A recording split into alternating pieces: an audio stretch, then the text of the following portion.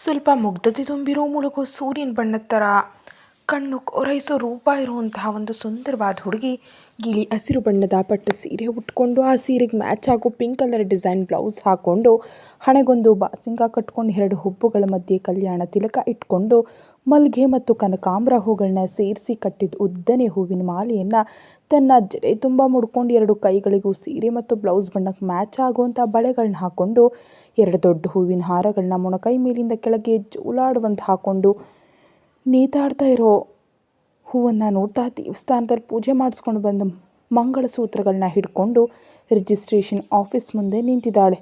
ಎಷ್ಟು ಆಸೆಗಳು ಕನಸುಗಳೊಂದಿಗೆ ತಾನು ಪ್ರೀತಿಸ್ತವನನ್ನು ರಿಜಿಸ್ಟರ್ ಮ್ಯಾರೇಜ್ ಮಾಡ್ಕೊಳ್ಳೋದಕ್ಕೆ ಬಂದು ಅವಳಿಗೆ ಇವಾಗ ಸಂತೋಷವೆಲ್ಲ ಮಾಯವಾಗಿ ಹೋಗಿದೆ. ಹೃದಯವನ್ನು ಜರಡಿಯಂತೆ ತೂತು ಮಾಡ್ತಿರೋ ಥರದ ನೋವು ಮತ್ತು ಕಷ್ಟದಿಂದ ಕಣ್ಣೀರು ಹಾಕ್ತಿದ್ದಾಳೆ. ಅವಳ ಎದುರುಗಡೆ ಅವಳು ಪ್ರೀತಿಸ್ತವನು ನಿಂತಿದ್ದಾನೆ. ಅವನ ಪಕ್ಕದಲ್ಲಿ ಇನ್ನೊಂದು ಹುಡುಗಿ ಕೂಡ ಇದ್ದಾಳೆ.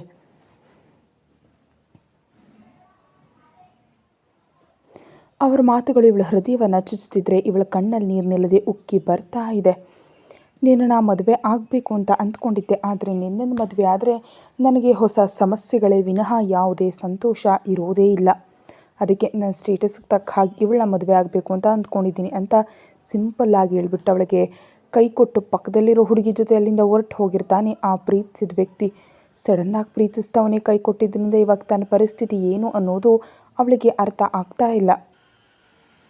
ಅದರಲ್ಲೂ ಅವಳಿಗೆ ಇವಾಗ ಮದುವೆ ಆಗೋದು ತುಂಬಾ ಮುಖ್ಯ.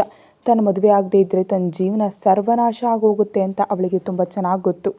ಅದಕ್ಕೆ ಮದುವೆ ಆಗಬೇಕು ಅಂತ ಪ್ರೀತಿಸೋನನ್ನು ಗಡಿಬಿಡಿ ಮಾಡಿ ರಿಜಿಸ್ಟ್ರೇಷನ್ ಆಫೀಸಿಗೆ ಬರೋದಕ್ಕೆ ಹೇಳಿದ್ಲು. ಆದರೆ ಕೊನೆಗೆ ಪ್ರೀತಿಸ್ತವನು ಅವಳಿಗೆ ಕೈ ಕೊಟ್ಟು ಇನ್ನೊಂದು ಹುಡುಗಿ ಜೊತೆ ಹೊರಟು ಹೋದ.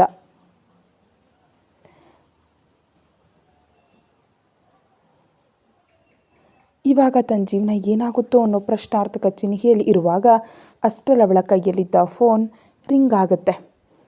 ಅದು ಊರಿನಲ್ಲಿರೋ ಅವಳ ತಂದೆ ತಾಯಿಯ ಹತ್ತಿರದಿಂದ ಬರ್ತಿರೋ ಫೋನ್ ಕಾಲ್. ಕಣ್ಣೀರು ಒರೆಸ್ಕೊಂಡು ಫೋನ್ನ ರಿಸೀವ್ ಮಾಡಿ ಹೆಲೋ ಅಂತ ಅಂದ್ಲು. ನಿಮ್ಮ ಮದುವೆ ಮುಗಿತಮ್ಮ, ಆ ರೌಡಿ ಕಾಳಿ ಅನ್ನೋನು ರಿಜಿಸ್ಟ್ರೇಷನ್ ಆಫೀಸ್ ಹತ್ರ ಬರ್ತಿದ್ದಾನೆ. ಅವನು ರಿಜಿಸ್ಟ್ರೇಷನ್ ಆಫೀಸ್ಗೆ ಬರೋದ್ರೊಳಗೆ ನಿನ್ನ ಮದುವೆ ಆಗದೇ ಇದ್ದರೆ ಅವನು ನಿನ್ನ ಕುತ್ತಿಗೆಗೆ ತಾಳಿ ಕಟ್ಟಿ ನಿನ್ನ ಜೀವನಾನ ನಾಶ ಮಾಡಿಬಿಡ್ತಾನೆ. ಹೇಳಮ್ಮ, ನೀನು ಪ್ರೀತಿಸ್ತವನ ಜೊತೆ ನಿನ್ನ ಮದುವೆ ಆಗೋಯ್ತಲ್ವಾ ಅಂತ ತಂದೆ ತಾಯಿ ಗಾಬರಿಯಿಂದ ಕೇಳ್ತಾ ಇದ್ದಾರೆ. ಇವಾಗ ತಂದೆ ತಾಯಿಗೆ ಏನು ಉತ್ತರ ಹೇಳಬೇಕು ಅಂತ ಅವಳಿಗೆ ತಿಳಿತಾ ಇಲ್ಲ. ಉತ್ತರ ಹೇಳಮ್ಮ, ನಿನ್ನ ಮದುವೆ ಆಗೋಯ್ತಲ್ವಾ ಅಂತ ಆ ಕಡೆಯಿಂದ ಅವಳ ತಾಯಿ ಆಸೆಯಿಂದ ಸ್ವಲ್ಪ ಕಂಗಾಲಾಗಿ ಕೇಳ್ತಾ ಇದ್ದಾಳೆ. ಪ್ರೀತಿಸ್ತವನ ಕೈ ಕೊಟ್ಟಿದ್ದಾನೆ ಅಂತ ತಾಯಿಗೆ ಹೇಳಲಾಗದೆ ಕಣ್ಣೀರು ಹಾಕ್ತಾ ಇರ್ತಾಳೆ. ಆ ದೇವರೇನೋ ಸ್ವಲ್ಪ ಅವಳ ಕಡೆ ಇದ್ದಾನೆ ಅನ್ನೋ ಹಾಗೆ ಆ ಕ್ಷಣದಲ್ಲಿ ತಾಯಿಗೆ ಯಾವುದೇ ಉತ್ತರ ಕೊಡದೆ ಫೋನ್ ಕಟ್ಟಾಯಿತು. ಇನ್ನು ತಾಯಿಗೆ ಏನು ಉತ್ತರ ಹೇಳಬೇಕಂತ ತಿಳಿದೆ ಫೋನ್ ಸ್ವಿಚ್ ಆಫ್ ಮಾಡಿ ಕಾಳಿಯನ್ನು ರೌಡಿ ಕೈಯಲ್ಲಿ ತನ್ನ ಜೀವನ ನಾಶ ಆಗೋದಕ್ಕೆ ರೆಡಿಯಾಗಿದೆ ಅಂತ ನೆನೆಸ್ಕೊಂಡು ಕಣ್ಣೀರನ್ನು ಹಾಕ್ತಾ ಇರ್ತಾಳೆ. ಯಾವ ಕ್ಷಣದಲ್ಲಿ ಆ ಕಾಳಿ ಅನ್ನೋನು ಬಂದು ತನ್ನ ಕುತ್ತಿಗೆಗೆ ತಾಳಿ ಕಟ್ತಾನೋ ತಿಳಿಯೋದು ಅನ್ನೋ ಹಾಗಿದೆ ಅವಳ ಪರಿಸ್ಥಿತಿ. ರಿಜಿಸ್ಟ್ರೇಷನ್ ಆಫೀಸ್ಗೆ ಸ್ವಲ್ಪ ದೂರದಲ್ಲಿ ಕಾಳಿ ಕಾರ್ನಲ್ಲಿ ಡ್ರೈವರ್ ಪಕ್ಕ ಸೀಟ್ನಲ್ಲಿ ಕೂತಿದ್ದಾನೆ. ಅವರ ಹಿಂದೆ ಇನ್ನೂ ಕೆಲವರು ರೌಡಿಗಳಿದ್ದಾರೆ. ಕಾಳಿಗೆ ಒಂದು 40 ವರ್ಷದ ಮೇಲಿರಬಹುದು. ತುಂಬ ಕಪ್ಪಗಿದ್ದಾನೆ. ಆದರೆ ಅವನು ಹಾಕೊಳ್ಳೋ ಬಟ್ಟೆ ಮಾತ್ರ ಬಿಳಿಯಾಗೇ ಇರುತ್ತೆ. ಬಿಳಿ ಬಣ್ಣದ ಖಾದಿ ಪೈಜಾಮ್ ಹಾಕ್ಕೊಂಡು ಕೆಳಗೆ ಬಿಳಿ ಲುಂಗಿ ಕಟ್ಟಿದ್ದಾನೆ. ದಪ್ಪನೆ ಮೀಸೆ. ಅವನು ಊರಿನಲ್ಲಿ ಅವನೇ ದೊಡ್ಡ ರೌಡಿ. ಅವನು ಅಂದ್ಕೊಂಡಿದ್ದನ್ನು ಸಾಧಿಸೋದಕ್ಕೋಸ್ಕರ ಅಡ್ಡ ಬಂದವ್ರನ್ನ ಕೊಲೆ ಮಾಡೋದಕ್ಕೂ ಹಿಂದೆ ಮುಂದೆ ನೋಡಲ್ಲ. ಅದಕ್ಕೆ ಊರಿನಲ್ಲಿ ಅವನಂದ್ರೆ ಎಲ್ರಿಗೂ ನಡುಕ. ಆ ಕಾಳಿಗೆ ಈಗಾಗಲೇ 2 ಮದುವೆಗಳಾಗಿ ಆ 2 ಹೆಂಡತಿಯರನ್ನು ಕೊಂದಾಕ್ಬಿಟ್ಟಿದ್ದಾನೆ. ಆಮೇಲೆ ಅವನ ಕಣ್ಣು ನಮ್ಮ ಹೀರೋಯಿನ್ ಮೇಲೆ ಬಿದ್ದಿದೆ. ಹೀರೋಯಿನ್ ಅವನ ಸರಿಯಿಂದ ತಪ್ಪಿಸ್ಕೊಂಡು ಬದುಕ್ತಿರ್ತಾಳೆ. ಇವಾಗ ಕಾಳಿ ಹೀರೋಯಿನ್ ಎಲ್ಲಿದ್ದಾಳೆ ಅನ್ನೋ ಸುಳಿವು ಪತ್ತೆ ಹಚ್ಚಿ ಅವಳು ರಿಜಿಸ್ಟ್ರೇಷನ್ ಆಫೀಸ್ನಲ್ಲಿ ಯಾರನ್ನೋ ಮದುವೆ ಆಗ್ತಿದ್ದಾಳೆ ಅಂತ ತಿಳಿದು ಅದನ್ನು ತಡೆದು ಅವಳ ಕುತ್ತಿಗೆಗೆ ತಾನೇ ತಾಳಿ ಕಟ್ಟಬೇಕು ಅಂತ ಬರ್ತಿದ್ದಾನೆ. ಏಯ್, ಬೇಗ ಹೋಗ್ಲಾ, ಆ ಮದುವೆ ಆಗೋದಕ್ಕಿಂತ ಮುಂಚೆನೇ ನಾನು ಹೋಗಿ ಅವಳ ಕುತ್ತಿಗೆಗೆ ತಾಳಿ ಕಟ್ಟಬೇಕು ಅಂತ ಗಡಿಬಿಡಿ ಮಾಡ್ತಾನೆ ಕಾಳಿ. ಸರಿ ಅಣ್ಣ ಅಂಥೇಳಿ ಆ ರೌಡಿ ಡ್ರೈವರ್ ಸ್ಪೀಡ್ ಜಾಸ್ತಿ ಮಾಡ್ತಾನೆ ಗಾಡಿದನ್ನ. ನೀನು ಅಂದ್ಕೊಂಡ್ರೆ ಯಾವುದನ್ನಾದರೂ ಮಾಡ್ತೀಯ ಕಾಳಿ ಅಣ್ಣ. ಇವತ್ತು ನೀನು ಮದುವೆ ಆದ ಹಾಗೆ ಮದುವೆ ಆದಮೇಲೆ ನಮಗೆ ಮದ್ಯದ ಪಾರ್ಟಿ ಕೊಡಬೇಕು ಅಂತ ಬಾಕಿ ರೌಡಿಗಳವನಿಗೆ ಸಪೋರ್ಟ್ ಮಾಡ್ತಿದ್ದಾರೆ. ಅವನು ಹೆಮ್ಮೆಯಿಂದ ಮೀಸೆಯನ್ನು ತಿರುವುತ್ತಾ ಇದ್ದಾನೆ.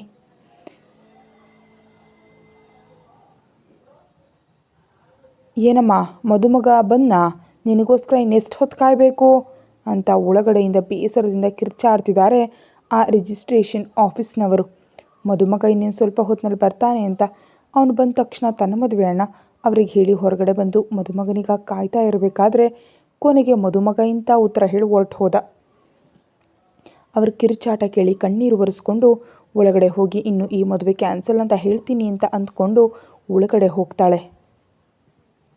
ಅವಳು ಹಾಗೆ ಆಫೀಸ್ ಒಳಗಡೆ ಹೆಜ್ಜೆ ಇಡ್ತಿದ್ದ ಹಾಗೇನೆ ಆ ಆಫೀಸ್ ಮುಂಭಾಗಕ್ಕೆ ಒಂದು ಕಾರ್ ಬಂದು ನಿಂತ್ಕೊಂತು. ಇನ್ನು ಕೆಲವು ಕ್ಷಣಗಳಲ್ಲಿ ಕಾರ್ನಿಂದ ಬ್ಲ್ಯಾಕ್ ಶೂಸ್ ಹಾಕಿದ ಕಾಲು ಭೂಮಿ ಮೇಲೆ ಬಿತ್ತು. ಆ ಲಕ್ಷಾಂತರ ರೂಪಾಯಿ ಬೆಲೆಯ ಶೂಸ್ ನೋಡಿದ್ರೆ ಸಾಕು ಅವನ ಸ್ಟೇಟಸ್ ಏನು ಅನ್ನೋದನ್ನು ಅಂದಾಜು ಮಾಡಬಹುದು. ಅವನ ಶೂಸ್ ಕಾಲುಗಳ ಜೊತೆಗೆ ಅವನ ಇಡೀ ಆಳುರೂಪ ಕಾರ್ನಿಂದ ಇಳೀತ್ಲೆ ಕಿರಿಕಿರಿ ಅನ್ನೋ ಭಾವನೆಯಿಂದ ಕಾರ್ನಿಂದ ಇಳಿದ ಆತ. ಅವನೇ ನಮ್ಮ ಕಥೆಯ ಹೀರೋ ಮಿಸ್ಟರ್ ಅಗಸ್ತ್ಯ ಭಾರದ್ವಾಜ್. ನಿಜವಾದ ಕತೆ ಏನು ಅನ್ನೋದನ್ನು ಆಮೇಲೆ ನೋಡೋಣ. ಕ್ರೀಮ್ ಕಲರ್ ಶರ್ಟ್ ಮೇಲೆ ಬ್ಲ್ಯಾಕ್ ಸೂಟ್ ಹಾಕ್ಕೊಂಡಿದ್ದಾನೆ. ಕೈಗೆ ರೋಲೆಕ್ಸ್ ವಾಚ್, ಆ ಕೈಯಲ್ಲಿ ಫೋನ್ ಕಾಣಿಸ್ತಿರುತ್ತೆ. ಅದೇ ಸಿಟ್ಟಿನಿಂದ ಮ್ಯಾನೇಜರ್ ಕಾಲ್ ಮಾಡಿ ಫೋನ್ ಕಿವಿ ಹತ್ರ ಇಟ್ಕೊಂಡಿದ್ದಾನೆ. ಬಿಳಿ ಬಣ್ಣದ ಸ್ಕಿನ್ ಟೋನ್, ಆ ಬಿಳಿ ಚರ್ಮದ ಮೇಲೆ 2 ಕೆನ್ನೆಗಳನ್ನ ಕಪ್ಪು ಬಣ್ಣದಲ್ಲಿ ತೆಳುವಾಗ ಆವರಿಸಿ ಟ್ರಿಮ್ ಮಾಡಿರೋ ಶೇವಿಂಗ್, ಅದೇ ಬಣ್ಣದಲ್ಲಿ ಅವನ ಗಂಡಸ್ತನವನ್ನು ತೋರಿಸೋ ಸಣ್ಣ ಮೀಸೆಯ ಕಟ್ಟು, ಎದುರಿಗಿರೋರನ್ನ ಕಣ್ಣಿನ ನೋಟದಲ್ಲೇ ಕಂಟ್ರೋಲ್ ಮಾಡೋ ಅಷ್ಟು ಶಕ್ತಿ ಇರೋ ಕೆಂಪು ಗೆರೆಗಳಿಂದ ಕೂಡಿರೋ ಕಪ್ಪು ಕಣ್ಣಿನ ವಲಯಗಳು, ಅವನ ಕಣ್ಣುಗಳ ಜೊತೆಗೆ ಅವನ ಪರ್ಸ್ನಾಲಿಟಿ ಕೂಡ ಎಂಥ ಶ್ರೀಮಂತರು ಕೂಡ ಹೆದರೋ ಥರ ಇರೋ 6.2 ಅಡಿ ಹೈಟ್. ಟೋಟಲ್ಲಾಗಿ ಅವನು 1000 ಜನರ ಗುಂಪಿನಲ್ಲಿದ್ದರೂ ನಕ್ಷತ್ರಗಳ ಮಧ್ಯೆ ಚಂದ್ರನ ಥರ ಹೊಳೆಯೋ ಆಕರ್ಷಕ ಸುಂದರಗಾರ ನಮ್ಮ ಅಗಸ್ತ್ಯ ಭಾರದ್ವಾಜ್. ಅಷ್ಟು ಅಂದ ಇರೋ ಆ ಮುಖದಲ್ಲಿ ಹುಡುಕಿದ್ರೂ ಒಂದು ಸಣ್ಣ ನಗುನೂ ಇಲ್ಲ. ನಿಜಕ್ಕೂ ಅವನು ನಗೋದನ್ನು ಇಲ್ಲಿ ತನಕ ಯಾರೂ ನೋಡೇ ಇಲ್ವೇನೋ. ಬಹುಶಃ ಅವನ ನಗು ಅನ್ನೋದು ಅವನು ಎದುರಿಸಿದ ಪರಿಸ್ಥಿತಿಗಳನ್ನ ನೋಡಿ ಸಣ್ಣ ವಯಸ್ಸಿನಲ್ಲೇ ಮಾಯ ಆಗಿರಬಹುದು. ಸೊ ಫೈನಲ್ ಆಗಿ ಯಾವಾಗಲೂ ಸೀರಿಯಸ್ ಆಗಿ ಸ್ಟ್ರಿಕ್ಟಾಗೇ ಇರ್ತಾನೆ. ಸೀರಿಯಸ್ ಧ್ವನಿಯಲ್ಲಿ ಮ್ಯಾನೇಜರ್ ಜೊತೆ ಕಾಲ್ನಲ್ಲಿ ಮಾತನಾಡ್ತಾ, ಏನಾಯಿತು ಮ್ಯಾನೇಜರ್, ಕಾಂಟ್ರಾಕ್ಟ್ ಮ್ಯಾರೇಜ್ ಒಪ್ಕೊಂಡಿರುವಂತಹ ಮದುಮಗಳು ರಿಜಿಸ್ಟ್ರೇಷನ್ ಆಫೀಸ್ಗೆ ಬಂದಿದ್ದಾಳಾ ಇಲ್ವಾ ಅಂತ ಕಿರಿಕಿರಿಯಿಂದಾನೇ ಕೇಳ್ತಾನೆ.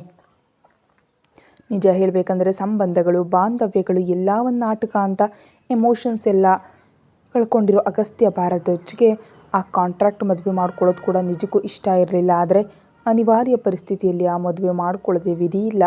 ಅಗಸ್ತ್ಯ ಭಾರದ್ವಾಜ್ ಕೇಳಿದ ಧ್ವನಿಗೆ ಆ ಕಡೆಯಿಂದ ಮ್ಯಾನೇಜರ್ ಹೆದರಿಕೆಯಿಂದ ಮನಸ್ಸಿನಲ್ಲೇ ಮಾತಾಡ್ಕೊಳ್ತಾ, ನಮ್ಮ ಬಾಸ್ನ ಮದುವೆ ಆಗಲಿರೋ ಹುಡುಗಿ ಯಾವಾಗಲೂ ಹೊರಟಿದ್ದೀನಿ ಅಂತ ಫೋನ್ನಲ್ಲಿ ಹೇಳಿದ್ಲು.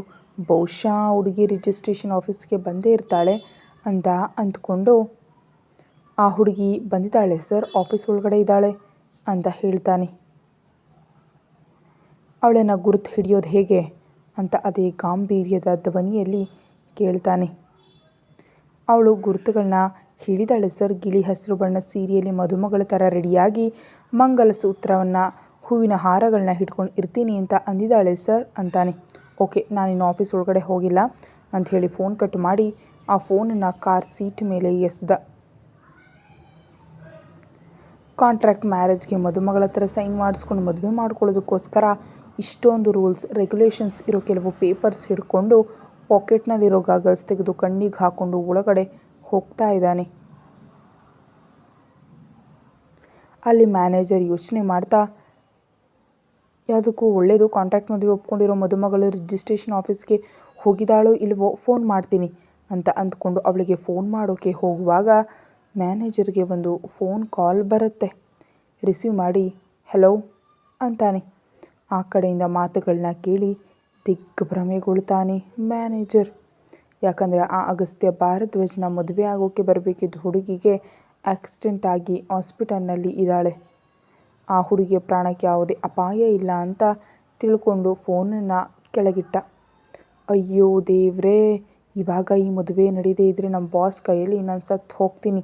ಆದರೆ ಆ ಹುಡುಗಿಗೆ ಆಕ್ಸಿಡೆಂಟ್ ಆಗಿದೆ ಅಂತ ಹೇಳಿದೆ ವಿಧಿ ಇಲ್ಲ ಅಲ್ವಾ ಅಂತ ಅಂದ್ಕೊಂಡು ಮ್ಯಾನೇಜರ್ ಅಗಸ್ತ್ಯ ಭಾರದ್ವಾಜ್ಗೆ ಫೋನ್ ಮಾಡ್ತಿರ್ತಾನೆ.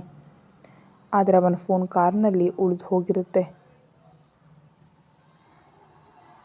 ಇತ್ತ ಒಳಗಡೆ ಹೋದ ಅಹನ ಈ ಮದುವೆ ಕ್ಯಾನ್ಸಲ್ ಅಂತ ಹೇಳೋಕ್ಕೆ ಹೋಗುವಾಗ, ಹಲೋ ಎಕ್ಸ್ಕ್ಯೂಸ್ ಮೀ ಅನ್ನುತ್ತಾ ಹಿಂದಿನಿಂದ ಅಗಸ್ತ್ಯ ಭಾರದ್ವಾಜ್ನ ಗಾಂಭೀರ್ಯದ ಧ್ವನಿ ಕೇಳಿಸ್ತು. ಅವನ ಜೊತೆ ಎಲ್ಲರೂ ಆ ಕಡೆ ತಿರುಗಿ ನೋಡ್ತಾರೆ. ಅಲ್ಲಿರೋ ಎಂಪ್ಲಾಯೀಸ್ ಅವನನ್ನು ನೋಡಿ ಅಲರ್ಟ್ ಆದರೆ, ಯಾರಪ್ಪ ಇದು ಅನ್ನೋ ಹಾಗೆ ಮದುಮಗಳು ನೋಡ್ತಾ ಇರ್ತಾಳೆ. ಅಗಸ್ತ್ಯ ಭಾರದ್ವಾಜ್ ಒಂದು ಕೈಯಲ್ಲಿ ಪೇಪರ್ಸ್ ಇಟ್ಕೊಂಡು ಇನ್ನೊಂದು ಕೈಯಿಂದ ಕಣ್ಣಿಗಿದ್ದ ಗಾಗಲ್ಸ್ ತೆಗೆದು ಅವಳ ಕಡೆ ನೋಡ್ತಾ ಇರ್ತಾನೆ. ಇವಾಗ ಅವನು ಹೀಗಿದ್ದಾನೆ ಅನ್ನೋದು ಮದುಮಗಳಿಗೆ ಸ್ಪಷ್ಟವಾಗಿ ಕಾಣಿಸುತ್ತೆ. ಅವನನ್ನು ನೋಡಿದ ತಕ್ಷಣ ಅವಳ ಕಣ್ಣುಗಳು ಸ್ವಲ್ಪ ದೊಡ್ಡದಾಗಿ ರೆಪ್ಪೆ ಬಡಿಯೋದನ್ನೇ ಮರೆತು ಹೋದವು. ಅವಳ ಮನಸ್ಸಿಗೆ ಅವನು ಯಾವುದೋ ಒಂದು ಶಕ್ತಿ ಥರ ಅನಿಸಿದ್ರು ಮತ್ತು ಅವನ ಪರ್ಸ್ನಾಲಿಟಿಗೆ ಅವನ ಆ್ಯಟಿಟ್ಯೂಡ್ಗೆ ಸ್ವಲ್ಪ ಹೆದರ್ತಿರ್ತಾಳೆ. ಅಗಸ್ತ್ಯ ಭಾರದ್ವಾಜ್ ಕೂಡ ಅವಳನ್ನು ನೇರವಾಗಿ ನೋಡ್ತಿದ್ದಾನೆ. ಅವಳಿಗೆ ಎಷ್ಟೇ ಸುಂದರವಾಗಿ ಕಾಣಿಸ್ತಾ ಇದ್ದರೂ ಆ ಅಂದವನ್ನು ಅವನು ನಿಜಕ್ಕೂ ಕೇರ್ ಮಾಡದೆ ನಿರ್ಲಕ್ಷ್ಯದಿಂದ ತಳ್ಳಿ ಹಾಕ್ತಾ ಮ್ಯಾನೇಜರ್ ಹೇಳಿದ ಗುರುತುಗಳನ್ನ ನೆನಪು ಮಾಡಿಕೊಳ್ತಾ ಅವಳನ್ನು ಮೇಲಿಂದ ಕೆಳವರೆಗೆ ನೋಡ್ತಾನೆ. ಗಿಳಿ ಹಸಿರು ಬಣ್ಣದ ಪಟ್ಟು ಸೀರೆ ಉಟ್ಕೊಂಡು ಕೈಯಲ್ಲಿ ಮಂಗಲಸೂತ್ರ ಹಿಡ್ಕೊಂಡು ಮೊಣಕೈ ಮೇಲಿಂದ ಹಾರಗಳನ್ನ ಹಾಕೊಂಡು ಕಾಣಿಸ್ತಿದ್ದಾಳೆ. ಇವಳೇ ಕಾಂಟ್ರಾಕ್ಟ್ ಮ್ಯಾರೇಜ್ ಮಾಡ್ಕೊಳ್ಳೋಕ್ಕೆ ಬಂದಿರುವಂತಹ ಮದುಮಗಳು ಅಂತ ಮನಸ್ಸಿನಲ್ಲೇ ಫಿಕ್ಸ್ ಆಗಿಬಿಟ್ಟ. ನಿಜಕ್ಕೂ ಅವನು ಯಾರು, ಅವನಿಗಿರೋ ಪವರ್ ಏನು, ಯಾಕೆ ಬಂದಿದ್ದಾನೆ ಅನ್ನೋದು ಅಲ್ಲಿರೋ ಗೌರ್ನಮೆಂಟ್ ಆಫೀಸರ್ಸ್ಗೆ ಮುಂಚೆನೇ ಇನ್ಫಾರ್ಮೇಷನ್ ಹೋಗಿದ್ದರಿಂದ ರೆಸ್ಪೆಕ್ಟಿಂದ ಚೇರ್ನಿಂದ ಇದ್ದು ನಮಸ್ಕಾರ ಸರ್ ಅಂತ ಹತ್ತಿರ ಬಂದು ಕೂತ್ಕೊಳ್ಳಿ ಸರ್ ಅಂತ ಚೇರ್ ತೋರಿಸಿದ್ರು. ಅವರವನಿಗೆ ಅಷ್ಟೊಂದು ಗೌರವ ಕೊಡೋದನ್ನು ನೋಡಿ ಮದುಮಗಳಿಗೆ ಆಶ್ಚರ್ಯ ಆಗ್ತಿರುತ್ತೆ. ನಾನು ಇಲ್ಲಿಗೆ ಬಂದಿರೋದು ಕೂರ್ಲಿಕ್ಕಲ್ಲ, ಮೊದಲು ನಾನು ಬಂದು ಕೆಲಸ ಮುಗಿಲಿ ಅಂತ ಆ ಹುಡುಗಿಯನ್ನೇ ನೋಡ್ತಾ ಹೇಳ್ತಾನೆ. ಅವನು ಯಾವುದರ ಬಗ್ಗೆ ಹೇಳ್ತಿದ್ದಾನೆ ಅಂತ ಮದುಮಗಳಿಗೆ ಅರ್ಥ ಆಗ್ತಿಲ್ಲ. ಆದರೆ ಅಲ್ಲಿರೋ ಎಂಪ್ಲಾಯೀಸ್ ಅವಳ ಕಡೆ ನೋಡೋದನ್ನು ನೋಡಿ, ಅಯ್ಯೋ ದೇವ್ರೇ, ಈ ಸರ್ ಮದುವೆ ಆಗಲಿರೋದು ಈ ಮೇಡಮ್ನ ಅಂತ ಅಂದ್ಕೊಂಡು, ಸಾರಿ ಸರ್, ಈ ಮೇಡಮ್ ನಿಮಗೆ ಸಂಬಂಧಪಟ್ಟವರು ಅಂತ ಅಂದ್ಕೊಂಡೇ ಇರಲಿಲ್ಲ ಸರ್ ಅಂತ ಅಗಸ್ತ್ಯ ಭಾರದ್ವಾಜ್ಗೆ ಗಾಬರಿಯಿಂದ ಹೇಳಿ ಹೆದರುತ್ತಾ ಅವಳ ಹತ್ರ ಹೋಗಿ, ಕ್ಷಮಿಸಿ ಮೇಡಮ್, ನೀವು ಯಾರೋ ಅಂದ್ಕೊಂಡು ನಿಮ್ಮ ಹತ್ರ ನಿರ್ಲಕ್ಷ್ಯದಿಂದ ಮಾತಾಡಿದ್ವಿ, ದಯವಿಟ್ಟು ಕೂತ್ಕೊಳ್ಳಿ ಮೇಡಮ್ ಅನ್ನುತ್ತಾ ಅಲ್ಲಿರೋ ಚೇರಲ್ಲಿ ಧೂಳು ಬರ್ಸುತ್ತಾ ಅವಳಿಗೆ ಗೌರವವನ್ನು ಕೊಡ್ತಾ ಇರ್ತಾರೆ. ಇಷ್ಟೊತ್ತಿನ ತನಕ ತನ್ನನ್ನು ಸ್ವಲ್ಪ ನಿರ್ಲಕ್ಷ್ಯದಿಂದ ನೋಡಿದವರು ಇವಾಗ ಅವನ್ನ ನೋಡಿ ತನಗೆ ಯಾಕೆ ಅಷ್ಟೊಂದು ಗೌರವ ಕೊಡ್ತಿದ್ದಾರೆ ಅಂತ ಅವಳಿಗೆ ಅರ್ಥ ಆಗ್ತಿಲ್ಲ. ಅವಳಿಗೆ ಎಲ್ಲ ಗೊಂದಲವಾಗಿದೆ. ನಾವು ಬಂದಿರೋದು ಕೂರ್ಲಿಕ್ಕಲ್ಲ ಅಂತ ಹೇಳಿದ್ನೆಲ್ಲ, ಟೈಮ್ ವೇಸ್ಟ್ ಮಾಡಬೇಡಿ ಅನ್ನುತ್ತಾ ಅವನು ಅವಳ ಹತ್ತಿರ ಬಂದ. ಅಷ್ಟು ಹತ್ತಿರ ಬಂದ ಅವನನ್ನು ನೋಡಿ ಅವಳು ಹೆದರ್ತಾ ಇದ್ದಾಳೆ. ನಿಜಕ್ಕೂ ಅವನು ತನ್ನ ಎದುರುಗಡೆ ಯಾಕೆ ಬಂದಿದ್ದಾನೆ ಅಂತ ಅವಳಿಗೆ ಅರ್ಥ ಆಗ್ತಾ ಇಲ್ಲ. ಇನ್ನು ಅಗಸ್ತ್ಯ ಭಾರದ್ವಾಜ್ ಆರ್ಡರ್ನಿಂದ ಅವರು ಬಾಕಿ ಪ್ರೋಸೆಸ್ ಶುರು ಮಾಡ್ತಿದ್ದಾರೆ. ಅವಳು ಆ ಗೊಂದಲದಲ್ಲಿ ಇರುವಾಗ ಬೇಗ ಇದರ ಮೇಲೆ ಸೈನ್ ಮಾಡಿದ್ರೆ ನಾವು ಮದುವೆ ಆಗಬಹುದು ಅಂತಾನೆ. ಆ ಡೈಲಾಗ್ಸ್ ಕೇಳಿ ಅವಳ ಕಣ್ಣುಗಳು ಇನ್ನಷ್ಟು ದೊಡ್ಡದಾಗ್ಬಿಟ್ವು. ಇತ್ತ ಮ್ಯಾನೇಜರ್ ಕಾಲು ಸುಟ್ಟು ಬೆಕ್ಕಿನ ಥರ ಅತ್ತ ಇತ್ತ ತಿರ್ಗಾಡ್ತಾ ನಮ್ಮ ಅಗಸ್ತ್ಯ ಭಾರದ್ವಾಜ್ ಬೇಗ ಮದುವೆ ಆಗಬೇಕು ಅಂತ ಸಿಕ್ಕಾಪಟ್ಟೆ ಗಡಿಬಿಡಿ ಮಾಡಿದ್ರೆ, ಒಂದು ಹುಡುಗಿಯನ್ನು ನೋಡಿ ನಮ್ಮ ಅಗಸ್ತ್ಯ ಭಾರದ್ವಾಜ್ ಮದುವೆಗೆ ಹಾಕಿದ್ದ ರೂಲ್ಸ್ ಆ್ಯಂಡ್ ಕಂಡೀಷನ್ಸ್ ಎಲ್ಲ ಅವಳಿಗೆ ಹೇಳಿ ಕೊನೆಗೆ ಮದುವೆಗೆ ಸೆಟಲ್ ಮಾಡಿದ್ದೆ. ತೀರಾ ನೋಡಿದ್ರೆ ಆ ಹುಡುಗಿಗೆ ಆಕ್ಸಿಡೆಂಟ್ ಆಗಿ ಹಾಸ್ಪಿಟಲ್ನಲ್ಲಿ ಇದ್ದಾಳೆ. ಇವಾಗ ಮದುವೆ ನಿಂತೋದ್ರೆ ನಿಜಕ್ಕೂ ಆ ಅಗಸ್ತ್ಯ ಭಾರದ್ವಾಜ್ ನನ್ನ ಬದುಕೋದಕ್ಕೆ ಬಿಡ್ತಾನಾ ಅಂತ ಅಂದ್ಕೊಂಡು ಮತ್ತೆ ಫೋನ್ ಮಾಡೋಕ್ಕೆ ಹೋಗಿ, ನಿಜಕ್ಕೂ ಇವಾಗ ನಾನು ಫೋನ್ ಮಾಡಿ ಬೈಸ್ಕೊಳ್ಳೋದು ಬೇಕಾ? ಇವಾಗ ಫೋನ್ ಮಾಡಿದ್ರು ಸಿಂಹದ ಥರ ನನ್ನ ಮೇಲೆ ಫೋನ್ನಲ್ಲೇ ಮುಗಿದು ಬೀಳ್ತಾರೆ. ಆ ಅಗಸ್ತ್ಯ ಭಾರದ್ವಾಜ್ ಕೋಪ ಕಮ್ಮಿ ಆಗೋವರೆಗೂ ನಾನು ಯಾವುದೇ ಫೋನ್ ಮಾಡದೇ ಇದ್ರೇ ಬೆಸ್ಟು. ಏನಾದರೂ ಆಗಿಬಿಡಲಿ, ನಿಜಕ್ಕೂ ಇಷ್ಟೊತ್ತರಲ್ಲಿ ಫೋನ್ ಮಾತಾಡೋದು ಇಲ್ಲ, ಅಗಸ್ತ್ಯ ಭಾರದ್ವಾಜ್ ಎದುರಿಗೆ ಸಿಗೋದು ಇಲ್ಲ ಅಂತ ಅಂದ್ಕೊಂಡು ಫೋನ್ ಸ್ವಿಚ್ ಆಫ್ ಮಾಡಿ, ಅಬ್ಬಾ ಸದ್ಯಕ್ಕಂತೂ ನನ್ನ ಪ್ರಾಣಕ್ಕೆ ನಾನು ಗ್ಯಾರಂಟಿ ಕೊಟ್ಕೊಳ್ತಿದ್ದೀನಿ, ಇನ್ನು ಆಮೇಲೆ ಏನಾಗುತ್ತೋ ಆ ದೇವರ ಮೇಲೆ ಭಾರ ಹಾಕೋದಷ್ಟೇ ಅಂತ ಅಂದ್ಕೊಳ್ತಾನೆ. ಸೈನ್ ಮಾಡು ಅಂದರೆ ಹಾಗೆ ಕಣ್ಬಿಟ್ಕೊಂಡು ನೋಡ್ತಾ ಇದೆಯಲ್ಲೇ, ಏನು ನೀನು ಬೇಗ ಸೈನ್ ಮಾಡಿದ್ರೆ ನಮ್ಮ ಮದುವೆ ಆಗಿ ಹೋಗುತ್ತೆ, ಕೊಡು ಅನ್ನುತ್ತಾ ಅರ್ಧಕ್ಕೆ ಮಡಚಿದ ಪೇಪರ್ಸನ್ನು ಅವಳ ಕೈಗೆ ಕೊಟ್ಟ. ಮದುಮಗಳಿಗೆ ಗೊಂದಲದ ಪರಿಸ್ಥಿತಿ ಇನ್ನಷ್ಟು ಜಾಸ್ತಿ ಆಗೋಗಿದೆ. ಆದರೆ ಸೈನ್ ಮಾಡಿದ್ರೆ ಮದುವೆ ಆಗುತ್ತೆ ಅನ್ನೋ ಡೈಲಾಗ್ ಅವಳ ಮನಸ್ಸಿನಲ್ಲಿ ನಿಂತು ಹೋಗಿರುವಾಗ ಯಾವುದೋ ಕಾರ್ ಬಂದು ನಿಂತ ಶಬ್ದ ಅವಳಿಗೆ ಕೇಳಿಸುತ್ತೆ. ತನ್ನ ಪಕ್ಕದಲ್ಲಿ ಇರೋ ಕಿಟಕಿಯಿಂದ ಹೊರಗೆ ನೋಡುವಾಗ ಅದು ಕಾಳಿಯ ಕಾರ್ ಅಂತ ಅರ್ಥವಾಗಿ ಅವಳ ಹೃದಯ ನಡುಗಿ ಹೋಯಿತು. ಏಯ್, ಪೇಪರ್ಸ್ ಮೇಲೆ ಸೈನ್ ಮಾಡೋಕ್ಕೆ ಹೇಳ್ತಾ ಇದ್ರೆ ಹೊರಗಡೆ ನೋಡ್ತಿದೆಯಲ್ಲೇ ಅಂತ ಅಗಸ್ತ್ಯ ಮತ್ತೆ ಗಟ್ಟಿಯಾಗಿ ಕಿರ್ಚಿದ. ಅವನ ಧ್ವನಿಗೆ ಅವಳು ನಡುಗಿ ಹೋದ್ಲು. ಇನ್ನೊಂದು ಕಡೆ ಕಾಳಿ ಅವನ ಮನುಷ್ಯರು ಕಾರ್ ಇಳಿಯೋದನ್ನು ನೋಡಿದ್ಲು. ಇನ್ನು ಆ ಕ್ಷಣದಲ್ಲಿ ಅವಳು ಏನನ್ನ ಯೋಚನೆ ಮಾಡ್ತಾ ಇಲ್ಲ. ಒಂದು ಕೈಯಲ್ಲಿ ಹೂವಿನ ಹಾರ, ಮಂಗಲಸೂತ್ರಗಳನ್ನ ಹಿಡ್ಕೊಂಡು ಪೇಪರ್ಸನ್ನು ಮುಂಭಾಗ ಟೇಬಲ್ ಮೇಲಿಟ್ಟು ಮಡಚಿದ್ದನ್ನು ಓಪನ್ ಮಾಡಿ ಸೈನ್ ಇರೋ ಜಾಗದಲ್ಲಿ ಸೈನ್ ಮಾಡ್ತಾ ಹೋಗ್ತಾಳೆ. ನಿಜಕ್ಕೂ ಅವೇನು ಪೇಪರ್ಸ್, ಅದರಲ್ಲಿ ಏನಿದೆ ಅಂತ ನೋಡ್ಕೊಳ್ಳೋ ಟೈಮ್ ಕೂಡ ಅವಳಿಗಿಲ್ಲ. ಟಕ ಟಕ್ ಟಕ ಅಂತ ಸೈನ್ ಮಾಡಿ ಹೋಗ್ತಾಳೆ. ಅಗಸ್ತ್ಯ ಭಾರದ್ವಾಜ್ ಟೇಬಲ್ ಮೇಲೆ ಕೈ ಇಟ್ಟು ಒಂದು ಸ್ಟೈಲಾಗಿ ನಿಂತಿರುವಾಗ ಅವಳು ಆ ಪೇಪರ್ಸ್ ಮೇಲೆ ಸೈನ್ ಮಾಡಿ ಕೊಟ್ಲು. ಅವನು ಆ ಪೇಪರ್ಸ್ ತಗೊಂಡು ಪಾಕೆಟ್ನಲ್ಲಿ ಇಟ್ಕೊಂಡು ಅವಳ ಕೈಯಲ್ಲಿ ತಾಳಿಯನ್ನು ನಿರ್ಲಕ್ಷ್ಯದಿಂದ ಕಿತ್ಕೊಂಡು ಅವಳ ಕುತ್ತಿಗೆ ಹತ್ತಿರ ತಗೊಂಡು ಹೋಗಿ, ನಿಜಕ್ಕೂ ಈ ಮದುವೆ ಅನ್ನೋ ಶಾಸ್ತ್ರ ಯಾಕಿದೆಯೋ ಅನ್ನೋ ಹಾಗೆ ಕಿರಿಕಿರಿಯಿಂದಾನೇ ಅವಳ ಕುತ್ತಿಗೆಗೆ 3 ಗಂಟೆ ಹಾಕ್ತಾನೆ. ನಿಜಕ್ಕೂ ಅವನು ಯಾರೋ ಗೊತ್ತಿಲ್ಲ, ಆ ಪೇಪರ್ಸ್ ಏನೋ ಗೊತ್ತಿಲ್ಲ, ತನ್ನ ಜೀವನ ಎತ್ತ ಸಾಗ್ತಿದೆ ತಿಳಿಯದ ಪರಿಸ್ಥಿತಿಯಲ್ಲಿ ಮರದ ಗೊಂಬೆಯಂತೆ ನಿಂತಳು. ಅವನ ಕೈಯಿಂದ ತಾಟಿ ಕಟ್ಟಿಸ್ಕೊಳ್ತಿದ್ದಾಳೆ ಅಹನಾ. ಹಾಗೆ ಅವಳ ಕುತ್ತಿಗೆಗೆ 3 ಗಂಟೆ ಹಾಕಿದ. ಆ ಕ್ಷಣದಲ್ಲಿ ಕಾಳಿಯ ಸೆರೆಯಿಂದ ಹೊರಬರ್ತಿದ್ದೀನಿ ಅನ್ನೋ ಖುಷಿಯಿಂದ ತನ್ನ ಕುತ್ತಿಗೆಗೆ ಬಿದ್ದಿದ್ದ ತಾಳಿ ನೋಡಿ ಸಂತೋಷ ಪಡ್ತಾಳೆ. ಆದರೆ ಅದು ಕಾಂಟ್ರಾಕ್ಟ್ ಮದುವೆ ಅಂತ, ಆ ಮದುವೆ ಹಿಂದೆ ಇರೋ ವಿಪತ್ತುಗಳು ಏನು ಅಂತ ಪಾಪ ಅವಳಿಗೆ ಗೊತ್ತಿಲ್ಲ. ಅಗಸ್ತ್ಯ ಭಾರದ್ವಾಜನ ಮೊಣಕೈ ಮೇಲೆ ನೇತಾಡ್ತಿದ್ದ ಹೂವಿನ ಹಾರಗಳಲ್ಲಿ ಒಂದು ಹಾರವನ್ನು ತೆಗೆದು ಹರಳೆಣ್ಣೆ ಕುಡಿದವನ ಥರ ಇರೋ ಮುಖದಿಂದ ಬೇಸರದಿಂದಲೇ ಅವಳ ಕುತ್ತಿಗೆಗೆ ಹೂವಿನ ಹಾರ ಹಾಕ್ದ. ಅವಳ ಹಾರವನ್ನು ನೋಡ್ಕೊಂಡು ಆಮೇಲೆ ಕಿಟಕಿಯಿಂದ ಕಾಳಿ ಅನ್ನೋನು ಬರೋದನ್ನು ಕೂಡ ನೋಡಿ ತಕ್ಷಣ ತಾನು ಕೂಡ 2 ಕೈಗಳಲ್ಲಿ ಹಾರ ಹಿಡ್ಕೊಂಡು ಅಗಸ್ತ್ಯ ಭಾರದ್ವಾಜ್ ಕುತ್ತಿಗೆಗೆ ಹಾಕಬೇಕು ಅಂತ ನೋಡಿದ್ರೆ ಅವನು ಇರೋ ಹೈಟಿಗೆ ಅವನ ಕುತ್ತಿಗೆಗೆ ಅವಳಿಗೆ ಸಿಗ್ತಿಲ್ಲ. ಆ ವಿಷಯ ಅಗಸ್ತ್ಯನಿಗೆ ಅರ್ಥ ಆಗ್ತಾ ಇದ್ದರೂ ತನ್ನೆದುರಿಗೆ ತಲೆ ಬಾಗಿಸೋದೇನು ಅನ್ನೋ ಅಹಂಕಾರದಿಂದ ಹಾಗೆ ನಿಂತು ಕಂಬದ ಥರ ನಿಂತ್ಕೊಂಡ. ಮದುಮಗಳ ಕಾಲೆತ್ತಿ ಹೆಬ್ಬೆರಳಿನ ಮೇಲೆ ನಿಂತು ಅಗಸ್ತ್ಯ ಭಾರದ್ವಾಜ್ನ ಕುತ್ತಿಗೆಗೆ ಹಾರ ಹಾಕ್ಸಿದ್ರು. ಅಲ್ಲಿರೋ ಎಂಪ್ಲಾಯೀಸ್ ಅವರು ಮದುವೆ ಮಾಡ್ಕೊಳ್ತಿರೋ ಹಾಗೆ ಆಟೋಮೆಟಿಕ್ಕಾಗಿ ಫೋಟೋ ಕ್ಲಿಕ್ ಮಾಡ್ತಾ ಇರ್ತಾರೆ. ನೀವಿಬ್ಬರು ರಿಜಿಸ್ಟರ್ ಮ್ಯಾರೇಜ್ ಮಾಡ್ಕೊಂಡು ಹಾಗೆ ಇಲ್ಲಿ ಸೈನ್ ಮಾಡಿ ಮೇಡಮ್ ಅನ್ನುತ್ತಾ ಒಂದು ರಿಜಿಸ್ಟರನ್ನು ಅವರ ಮುಂದೆ ಇಡ್ತಾರೆ. ತನ್ನ ಜೀವನ ಎಂಥ ತಿರುವುಗಳನ್ನ ಪಡ್ಕೊಳ್ಳಲಿದೆಯೋ ತಿಳಿಯದ ಗೊಂದಲದಿಂದಲೇ ಮದುಮಗಳು ಪೆನ್ ತಗೊಂಡು ರಿಜಿಸ್ಟರ್ ಮೇಲಿಟ್ಟು ಮದುಮಗಳ ಹೆಸರಿನ ಜಾಗದಲ್ಲಿ ಅಹನಾ ಅಂತ ಸೈನ್ ಮಾಡಿದ್ಲು. ಆಮೇಲೆ ಅಗಸ್ತ್ಯ ಭಾರದ್ವಾಜ್ ಬೇಸರದಿಂದಲೇ ಅವಳ ಕೈಯಿಂದ ಪೆನ್ ಕಿತ್ಕೊಂಡು ಹಾಗೆ ತಗೊಂಡು ರಿಜಿಸ್ಟರ್ ಮೇಲಿಟ್ಟು ತನ್ನ ಹೆಸರಿನ ಮುಂದೆ ಅಗಸ್ತ್ಯ ಭಾರದ್ವಾಜ್ ಅಂತ ಸುಂದರವಾದ ಅಕ್ಷರಗಳಲ್ಲಿ ಸಹಿ ಮಾಡ್ದ ಅಗಸ್ತ್ಯ. ಇವಾಗ ಅಹನಾ ಇರೋ ಟೈಮ್ನಲ್ಲಿ ಅವನ ಹೆಸರೇನು ಅನ್ನೋದನ್ನು ನೋಡ್ತಾ ಇಲ್ಲ. ಅಷ್ಟು ಟೆನ್ಷನಲ್ಲಿದ್ದಾಳೆ ಅವಳು. ಕಾಳಿ ರೌಡಿಗಳನ್ನ ಕರ್ಕೊಂಡು ಆಫೀಸ್ ಹತ್ರಕ್ಕೆ ಬರ್ತಿರೋದನ್ನು ಮಾತ್ರ ಅವಳು ನೋಡ್ತಾ ಹೆದರ್ತಿದ್ದಾಳೆ. ಎಂಪ್ಲಾಯೀಸ್ ಅವರು ಸೈನ್ ಮಾಡಿರೋ ರಿಜಿಸ್ಟರ್ ನೋಡಿಕೊಂಡು ಓಕೆ ಸರ್, ನಿಮ್ಮ ಮದುವೆ ಮುಗೀತು ಅಂತ ಅಂತಾರೆ. ತನ್ನ ಮದುವೆ ಮುಗೀತು ಅನ್ನೋ ಸಂತೋಷದಲ್ಲಿದ್ದರೂ ಕೂಡ ಕಾಳಿಯಿಂದ ಎಂಥ ಆಪತ್ತು ಬರುತ್ತೋ ಅಂತ ಟೆನ್ಷನ್ ಪಡ್ತಾ ಕೈಗಳನ್ನ ನಡುಗಿಸ್ತಿರ್ತಾಳೆ ಅಹನಾ. ಅಗಸ್ತ್ಯ ಭಾರದ್ವಾಜ್ ಪಾಕೆಟ್ನಿಂದ ಫೋನ್ ತೆಗೆದು ಅಹನಾಳನ್ನು ನೋಡ್ತಾ ನಿನ್ನ ಬ್ಯಾಂಕ್ ಡೀಟೇಲ್ಸ್ ಹೇಳು ಅಂತಾನೆ. ಅದನ್ನು ಕೇಳಿ ಆಶ್ಚರ್ಯ ಪಡ್ತಾ ಕಣ್ಣು ಬಿಟ್ಟುಕೊಂಡು ನೋಡ್ತಿರ್ತಾಳೆ. ನಿನಗೆ ಯಾವುದನ್ನಾದರೂ 2 ಸಲ ಹೇಳಬೇಕಾ ಅಂತಾನೆ ರೌದ್ರವಾಗಿ. ಅವನ ಮುಖ ನೋಡಿ ಹೆದರ್ತಾಳೆ. ಬೇಗ ಬ್ಯಾಂಕ್ ಡೀಟೇಲ್ಸ್ ಹೇಳು ಅಂತ ಗದರಿಸ್ದ. ಯಾಕೆ ಏನು ಅಂತ ಕೇಳದೆ ಅವನ ರೌದ್ರಾವತಾರ ನೋಡಿ ಹೆದರ್ತಾ ಒಣಗಿ ಹೋದ ಧ್ವನಿಯಲ್ಲಿ ಅಕೌಂಟ್ ನಂಬರ್ ಡೀಟೇಲ್ಸನ್ನು ಹೇಳ್ತಾಳೆ. ಅವನು ಬೆರಳುಗಳಿಂದ ಫೋನ್ ಹ್ಯಾಂಡಲ್ ಮಾಡಿ 1 ಸಲ ನಿನ್ನ ಫೋನ್ ಚೆಕ್ ಮಾಡ್ಕೊ ಅಂತಾನೆ. ಯಾಕೆ ಚೆಕ್ ಮಾಡ್ಕೊಳ್ಳೋಕೆ ಹೇಳ್ತಿದ್ದಾನೆ ಅಂತ ಆಕೆಗೆ ಅರ್ಥ ಆಗಲಿಲ್ಲ. ಆದರೆ ಹೇಳಿದ್ದನ್ನು ಕೇಳದೇ ಇದ್ದರೆ ಬೈತಾನೆ ಅನ್ನೋ ಹೆದರಿಕೆಯಿಂದ ಫೋನ್ ತಗೊಂಡು ಆನ್ ಮಾಡಿ ಬಂದಿರೋ ನೋಟಿಫಿಕೇಷನ್ ನೋಡಿ ಮರುಕ್ಷಣವೇ ದಿಕ್ಕೆಟ್ಟು ಹೋಗ್ತಾಳೆ. ತನ್ನ ಬ್ಯಾಂಕ್ನಲ್ಲಿ 1 ಕೋಟಿ ರೂಪಾಯಿ ಕ್ರೆಡಿಟ್ ಆಗಿರೋ ಹಾಗೆ ಬಂದಿರೋ ನೋಟಿಫಿಕೇಷನ್ ಅದು. ತನ್ನ ಬ್ಯಾಂಕ್ ಅಕೌಂಟ್ನಲ್ಲಿರೋ ಬ್ಯಾಲೆನ್ಸ್ ನೋಡಿ ಕಣ್ಣಿ ಮುಚ್ಚಿಬಿಟ್ಲು. ಯಾವತ್ತೂ ತನ್ನ ಬ್ಯಾಂಕ್ ಅಕೌಂಟ್ನಲ್ಲಿ 5ರಿಂದ 10 ಸಾವಿರಕ್ಕಿಂತ ಹೆಚ್ಚಿಗೆ ಇರ್ತಿರ್ಲಿಲ್ಲ.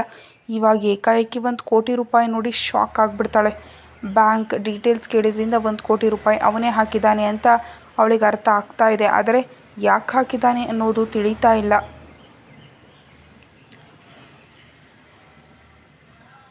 ಇನ್ನು ನಡಿ ಅಂತ ಅವಳಿಗೆ ನಿರ್ಲಕ್ಷ್ಯದಿಂದ ಹೇಳಿ ಅಲ್ಲಿಂದ ಹೊರಗಡೆ ಹೋಗ್ತಿರ್ತಾನೆ. ಅವನು ನಿಜಕ್ಕೂ ಯಾರೋ ಏನೋ ತಿಳಿಯದೆ ಅವನ ಜೊತೆ ಹೋಗೋದಕ್ಕೆ ಹೆದರ್ತಾಳೆ. ಆದರೆ ಕೆಲವು ಕ್ಷಣಗಳ ನಂತರ ಮನಸ್ಸನ್ನು ಸ್ಥಿಮಿತಕ್ಕೆ ತಂದುಕೊಂಡು ಮದುವೆ ಆಗಿ ಹೋಗಿದೆ ಅಲ್ವಾ, ಅವನ ಜೊತೆ ಹೋಗಬೇಕು ಅನ್ನೋ ಹಾಗೆ ಅವನ ಹಿಂದೆ ಹೆಜ್ಜೆ ಹಾಕ್ತಾಳೆ. ಆದರೆ ಆಮೇಲೆ ನಡೆಯೋದು ಏನು ಅನ್ನೋದನ್ನು ಅವಳು ಊಹೆಗೂ ಊಹಿಸ್ಕೊಳ್ಳೋಕೆ ಆಗ್ತಾ ಇಲ್ಲ. ಅಷ್ಟರಲ್ಲೇ ಬೇಗ ಅನ್ನುತ್ತಾ ಕಾಳಿ ಅವನ ಅಕೌಂಟೆಂಟ್ಗಳು ಮತ್ತು ರೌಡಿಗಳ ಜೊತೆ ಸೇರಿ ಸ್ಟೆಪ್ಸ್ ಹತ್ತೋಕೆ ಹೋಗುವಾಗ ಕುತ್ತಿಗೆಯಲ್ಲಿ ಹಾರ ಹಾಕ್ಕೊಂಡಿರೋ ಹೊಸ ಮದುಮಗ ಅಗಸ್ತ್ಯ ಭಾರದ್ವಾಜ್ ಬಂದು ನೋಡದೆ ಕಾಳಿಗೆ ಡಿಕ್ಕಿ ಹೊಡೆದ. ಆ ಬೃಹತ್ ಆಕಾರದ ಕಟೌಟ್ ಡಿಕ್ಕಿ ಹೊಡೆದ ಫೋರ್ಸ್ಗೆ ಕಾಳಿ ಹಿಂದೆ ಉರುಳಿ ಕೆಳಗೆ ಬೀಳೋಕೆ ಹೋಗುವಾಗ ಅಣ್ಣ ಅನ್ನುತ್ತಾ ಅವನ ರೌಡಿಗಳು ಕಾಳಿಯನ್ನು ಹಿಡ್ಕೊಂಡ್ರು. ಕೆಳಗೆ ಬೀಳೋಕೆ ಹೋಗಿದ್ದ ಕಾಳಿ ರೌಡಿಗಳ ಸಹಾಯದಿಂದ ನೆಲದ ಮೇಲೆ ನಿಂತು ನನಗೆ ಡಿಕ್ಕಿ ಹೊಡೆದಿದ್ದು ಯಾರು ಅನ್ನುತ್ತಾ ಮುಖ ಎತ್ತಿ ನೋಡ್ದ. ಕುತ್ತಿಗೆಯಲ್ಲಿ ಹೂವಿನ ಹಾರ ಇರೋ ಹೊಸ ಮದುಮಗ ಅಗಸ್ತ್ಯ ಭಾರದ್ವಾಜ್ ಅವನ ಕಣ್ಣಿಗೆ ಕಾಣಿಸ್ತಿದ್ದಾನೆ. ಅಗಸ್ತ್ಯ ಭಾರದ್ವಾಜ್ ತನ್ನ ಆ್ಯಟಿಟ್ಯೂಡ್ನಿಂದ ಕೇರ್ಲೆಸ್ ಆಗಿ ಕಾಳಿಯನ್ನು ನೋಡ್ತಾ ಇದ್ದರೆ ಅವನಿಗೆ ಡಿಕ್ಕಿ ಹೊಡೆದಿದ್ದ ಕಾಳಿ ಮಾತ್ರ ಸಿಟ್ಟಿನಿಂದ ಕೆಕ್ಕರಿಸಿ ನೋಡ್ತಿದ್ದಾನೆ. ಅಷ್ಟರೊಳಗೆ ಅಹನಾ ಬಂದು ಅಗಸ್ತ್ಯನ ಪಕ್ಕದಲ್ಲಿ ನಿಂತು ಎದುರುಗಡೆ ಕಾಣಿಸಿರೋ ಕಾಳಿಯನ್ನು ನೋಡಿ ಹೆದರ್ತಿದ್ರೆ ಕುತ್ತಿಗೆಯಲ್ಲಿ ಹೂವಿನ ಹಾರ ತಾಳಿಯೊಂದಿಗೆ ಅಗಸ್ತ್ಯ ಭಾರದ್ವಾಜ್ ಪಕ್ಕದಲ್ಲಿ ಕಾಣಿಸ್ತಿರೋ ಅಹನಾಳನ್ನು ನೋಡಿದ ತಕ್ಷಣ ಕಾಳಿ ಕಣ್ಣುಗಳು ರಕ್ತಕ್ಕೆ ಹೋಗ್ತಿವೆ. ಆದರೆ ನಮ್ಮ ಅಗಸ್ತ್ಯ ಭಾರದ್ವಾಜ್ ಅವನ ನೋಟವನ್ನು ಅಸಲಿಗೆ ಕೇರ್ ಮಾಡದೆ ಏಯ್ ಹಾದಿ ಬಿಡು ಅಂತಾನೆ ಕೇರ್ಲೆಸ್ ಆಗಿ. ಕಾಳಿಯನ್ನು ನೋಡಿ ಹೇಯ್ ಅಂತ ಕರೆದಿದ್ದಕ್ಕೆ ಕಾಳಿ ಮತ್ತು ಅವನ ರೌಡಿಗಳು ಶಾಕ್ ಆಗಿಬಿಟ್ರು. ಕತೆ ಮುಂದುವರಿಯುತ್ತೆ.